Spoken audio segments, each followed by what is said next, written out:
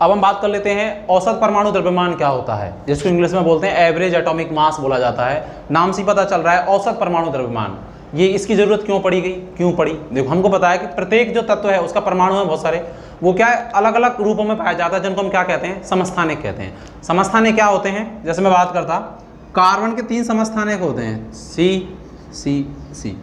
समस्थानिक वो होते हैं जिनका परमाणु क्रमांक तो क्या होता है, समान। अब हम आगे और बात करेंगे, मैं पहले भी बता चुका, और जिनकी द्रव्यमान संख्या क्या होती है, अलग अलग होती है, ठीक है, अलग अलग, ठीक है। ये क्या कहलाते हैं, समस्थानिक कहलाते हैं, जिनका परमाणु क्रमांक तो समान, द्रव्यमान संख्या क्या होती है, अलग अलग।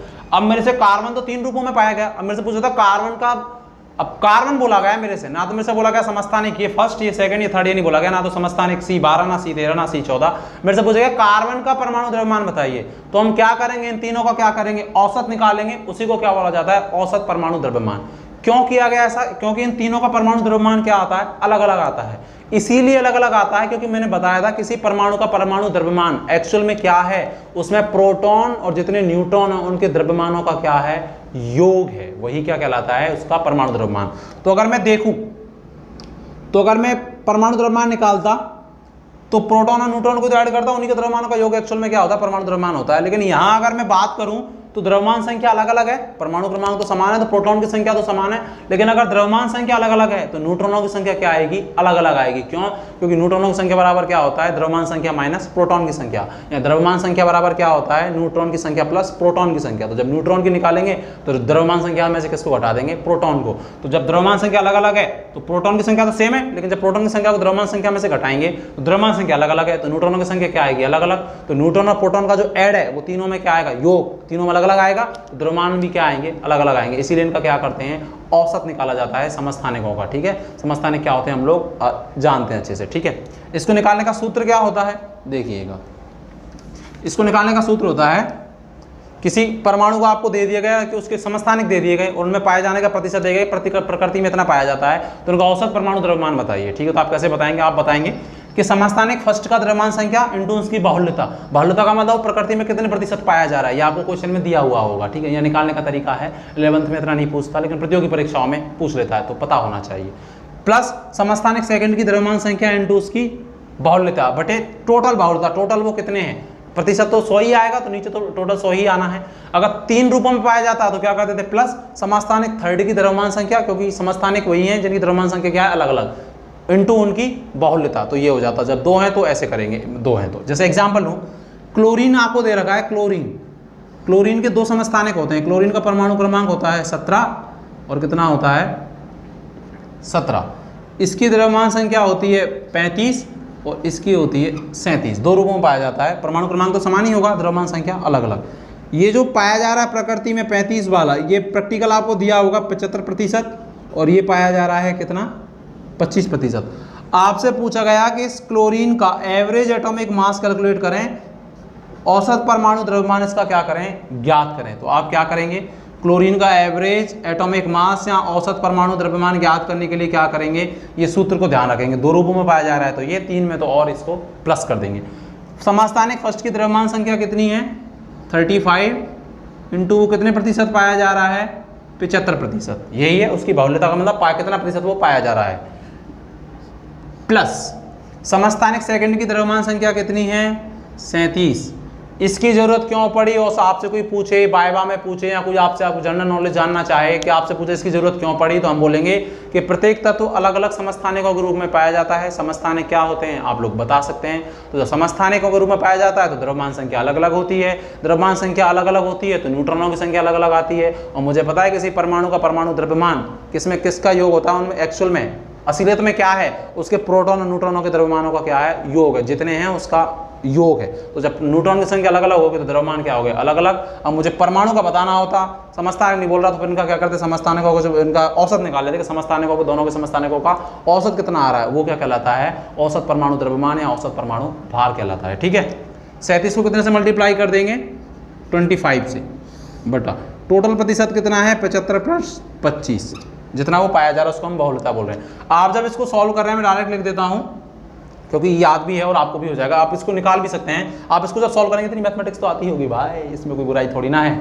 ये आएगा लगभग 35 पॉइंट क्या आ जाएगा, 5 आ जाएगा। ठीक है, समझ गए क्या होता है, कैसे निकाला जाता है। अगर 3 समस्थानिक दे रहे होते तो क्या कर देते, प्लस समस्थानिक थर्ड की द्रव्यमान संख्या, क्योंकि समस्थानिक वही है जिनमें द्रव्यमान संख्या क्या है अलग अलग, इंटू उसकी बहुलता बटे टोटल बहुलता। टोटल तो कितनी आएगी, 100% ही हो सकती है कोई चीज़, 3 भागों में हो 4 मोल का टोटल, तो प्रतिशत कितना आएगा उसका, योग कितना आएगा, 100 आएगा। तो आपको वो दिया हुआ होगा, कैसे दिया होगा, इस तरीके से आपको क्वेश्चन पूछा जा सकता है। ठीक है, 11th में भी और आगे प्रतियोगी परीक्षाओं में बहुत सारे क्वेश्चन हम आगे भी यूनिट जब खत्म होगी तब हम लोग करेंगे।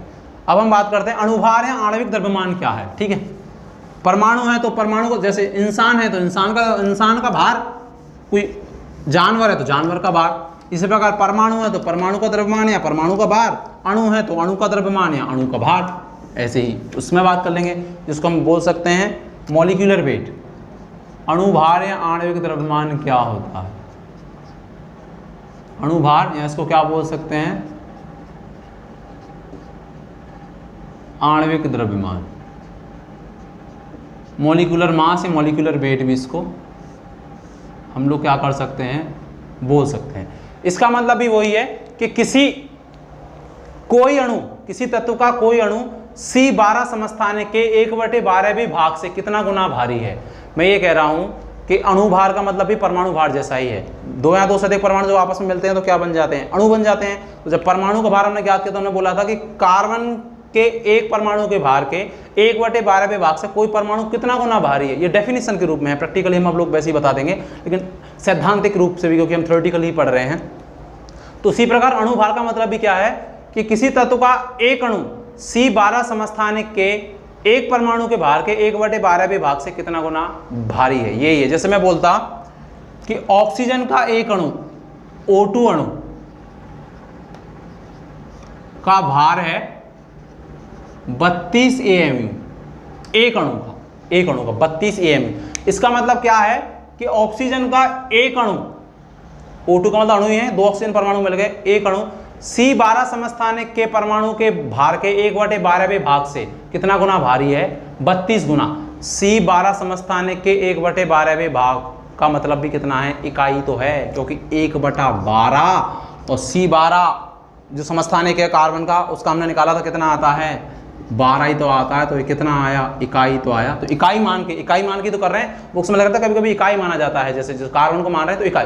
C12 के 1/12वें भाग का मतलब वो कितना है, C12 परमाणु के भार के 1/12वें भाग, C परमाणु का C12 समस्थानिक का कितना होता है 12, 1/12वें भाग का मतलब कितना हो जाएगा, इकाई। उससे कितना, एक इकाई से कितना गुना भारी है, 32 इकाई ज्यादा भारी है किसी ऑक्सीजन का एक अणु। तो इसका क्या कहलाएगा, अणुभार कहलाएगा। ठीक है, मैं ये जो कुछ हो रही थी ना ये C12, इसको मैं बार बार बता रहा हूँ कि आप इस पर फोकस करिए, क्या है, क्या कहना चाह रहा है। ठीक है, ये कैसे आया 32 AMU हम बता सकते हैं, मुझे वैसे भी बता सकते हैं हम लोग कि ऑक्सीजन के एक परमाणु का कितना होता है 16, हमने बात की थी 16 AMU, तो 2 परमाणु तो कितना हो जाएगा, 16 दूनी के 32 हो जाएगा कि नहीं हो जाएगा, 32 AMU। अगर यहां लिख रहा होता 32 ग्राम, ये किसका होता फिर, 1 मोल ऑक्सीजन अणु का, या किसका 6.22 × 10⁻23 ऑक्सीजन के क्या अणु का होता है। ठीक है, क्योंकि जब AMU में है तो वो किसका है, अगर अणु की बात कर रहे हैं तो अणु का, और अगर ग्राम में है तो वो किसका हो जाएगा, 1 मोल अणु का। ये हमने कैसे निकाला था, हमने परमाणु में भी बात कर ली थी, क्योंकि AMU बराबर क्या लिख सकते हैं, 1.67 × 10⁻24 ग्राम। और अगर एक परमाणु कितना होता है तो 1 मोल का कितना, क्योंकि 1 मोल में कितने परमाणु, अवोगाद्रो, तो अवोगाद्रो से क्या करते हैं मल्टीप्लाई, तो 32 क्या आ जाएगा, ग्राम आ जाएगा। अगर 32 AMU दे रखा है, इसका मतलब ऑक्सीजन के एक अणु का कैसे आया, क्योंकि ऑक्सीजन के एक परमाणु का कितना होता है 16, तो इसमें 2 परमाणु है O2 अणु में, तभी तो अणु बना 2 परमाणुओं के मिलने से, तो कितना हो जाएगा 32। अगर AMU में तो वो एक अणु का है, और अगर 1 ग्राम में है तो ये कितना है, 1 मोल का, या किसका, कितने परमाणुओं का, अवोगाद्रो संख्या के बराबर, क्योंकि 1 मोल में कितने परमाणु होते हैं, अवोगाद्रो संख्या के बराबर होते हैं। या अणु की बात करें तो कितने अणु होते हैं, अवोगाद्रो संख्या के बराबर बात करें, ठीक है, उतने ही होते हैं। इसको मैं क्या बोल सकता हूं, और 32 ग्राम को ये क्या कहलाएगा, ग्राम अणुभार भी बोल सकता हूं इसको, क्योंकि किस में दे रखा है, ये ग्राम में दे रखा है। तो ग्राम अणुभार का मतलब वो किस में है, किसका है, 1 मोल का ही है। ठीक है, जैसे मैं बात करता CH4 दे रखा होता, CH4 का अणुभार ज्ञात करिए, आपसे पूछा जाता, तो क्या एक्चुअल में अणुभार क्या होता है, उस अणु में जितने परमाणु होते हैं, उस अणु में जितने परमाणु होते हैं उनके द्रव्यमान या भारों का योग ही क्या होता है, उस अणु का अणुभार होता है, क्योंकि अणु कैसे बनता है, परमाणुओं के योग से बनता है। तो इसमें एक तो क्या है, कार्बन है CH4 में, और 4 क्या है, हाइड्रोजन है। एक कार्बन का कितना होता है, 12, एक हाइड्रोजन का होता है 1, क्योंकि हाइड्रोजन में क्या होता है, हाइड्रोजन का परमाणु क्रमांक होता है 1, ठीक है। द्रव्यमान संख्या अगर हाइड्रोजन की बात करें तो 1, तो इसमें प्रोटॉन ही है 1, न्यूट्रॉन तो कितना आएगा 0, तो एक प्रोटॉन का मतलब 1 ही है, 1 ही तो है, 2 होता तो अगर प्रोटॉन न्यूट्रॉन होते तो उनका ऐड ही तो होता। तो हाइड्रोजन का परमाणु क्रमांक 1 होता है, द्रव्यमान संख्या भी 1, तो प्रोटॉन की संख्या तो 1 आएगी, लेकिन न्यूट्रॉन की संख्या कितनी आएगी 0, क्योंकि द्रव्यमान संख्या में से इसको हटा देंगे, प्रोटॉन की संख्या को तो 0 आएगी, तो इसका मतलब एक प्रोटॉन ही बचा। तो हाइड्रोजन का कितना होता है, 1 होता है, ठीक है। अगर AMU में बात करें तो 1 AMU, ग्राम में करेंगे तो उसको क्या कर देंगे, AMU की जगह क्या लिख देंगे, 1.67 × 10⁻24 10⁻24 ग्राम लिख देंगे। तो हाइड्रोजन का कितना होता है 1, एक हाइड्रोजन का, तो 4 का कितना हो जाएगा 4, तो ये कितना आया 12, और ये कितना आया 4, तो कितना आ जाएगा ये 16 आ जाएगा, 16 कितना आ जाएगा 16। अगर ये लिख रहा होता AMU में तो ये CH4 के किसका होता, एक किसका होता, अणु का, CH4 के किसका होता, एक अणु का होता, लेकिन ये लिख रहा होता 16 ग्राम, तो ये फिर ये किसका होता, ये CH4 के एक अणु का या एक मोल अणु का, एक मोल अणु का। मैंने क्या बोला कि जितना AMU में दे रखा है उसकी जगह अगर ग्राम लगा दे तो वो किसका हो जाता है, एक मोल का, या कितने अणुओं का, अगर अणु की बात कर रहे थे अणुओं का, और परमाणु की बात कर रहे थे परमाणुओं का। 6.22 10 की घात 23 अणुओं का। अगर CH4 के अणु है तो अणुओं की बात कर देंगे, क्योंकि एक मोल में इतना होता है, तो अगर अणु है तो अणु होते हैं, परमाणु है तो परमाणु होते हैं। जैसे एक दर्जन में इतने केले होते हैं, तो केले हैं तो एक दर्जन केले मतलब 12 केले, पेंसिल है तो 12 पेंसिल। इसीलिए अगर मेरे पास CH4 का दिया होता 16 AMU, तो CH4 के एक अणु का, अगर मुझे इसका एक मोल का निकालना होता तो हम क्या करते, इसकी जगह क्या लगा देते, ग्राम लगा देते, ठीक है। चलो इसको आप लोग लिख लो। इसका मतलब हमने किस किस की बात कर ली इसमें, कि ग्राम परमाणु भार क्या है, एक मोल का क्या है, एक परमाणु का क्या है, औसत परमाणु भार क्या होता है, अणु भार क्या होता है, ग्राम अणु भार क्या होता है। ग्राम अणु भार का या ग्राम परमाणु भार का मतलब क्या है, एक मोल का। कैसे निकालते हैं आप लोग, अगर एक बार में लेक्चर को रीड नहीं हुआ तो लेक्चर को वापस से फिर जाके देखें, मतलब 2-3 बार देखो और अकेले में जाके देखें, इसको बहुत मजा आने वाला है, ठीक है। इसको जैसे एक चीज एक बार में कोई चीज क्लियर नहीं होती है, लेकिन अगर कॉपी पेन लेके अकेले कमरे में जाके बैठेंगे, पढ़ेंगे ध्यान से, तो करत करत अभ्यास के जड़मत होत सुजान, ठीक है। तो हम कर सकते हैं तो आप भी कर सकते हैं, जब कोई कर सकता है तो हम कर सकते हैं, क्योंकि जो दुनिया में हर कोई जो खा रहा है वही हम खा रहे हैं, कोई स्पेशल नहीं है, सबके पास सब अबोध ही दुनिया में आते हैं। बस ज़रूरत है जो जितनी मेहनत करता है, जितनी लगन से जो लगा रहता है, बिल्कुल मतलब डेडिकेशन के भाग से मुझे कुछ करना ही है। टीचर मेहनत करता है बच्चे के लिए, मैं आपके लिए अगर मेहनत कर रहा हूँ तो आपका भी ड्यूटी बनती है कि आप उस चीज़ को पढ़ें। जब कोई लेक्चर देखें तो उससे पहले का लेक्चर ज़रूर देखें। जब हमारी ऑफलाइन क्लास होगी तो और बात करेंगे, लेकिन ऑनलाइन है, अगर आपके स्कूल वालों ने आपको ये सुविधा दी है कि आप घर बैठ के पढ़ सकते हैं, तो इससे बड़ी अपॉर्चुनिटी और आपके पास क्या हो सकती है। हम लोग जब पढ़ते थे तो फ़ोन ही नहीं थे, अगर आपके पास फ़ोन है तो पढ़िएगा, इस लेक्चर को एक बार में नहीं आया तो दोबारा देखिएगा, कोई प्रॉब्लम आए तो बता दिए कि सर आगे चल के भी हम मिलेंगे जब हम बात कर लेंगे। तो इस लेक्चर में हमने बात कर ली है, अब हम अगले लेक्चर में बात करेंगे मोल कॉन्सेप्ट की, ठीक है। जब तक के लिए खुश रहिए, पढ़ते रहिए। थैंक्स अ लॉट, जय हिंद।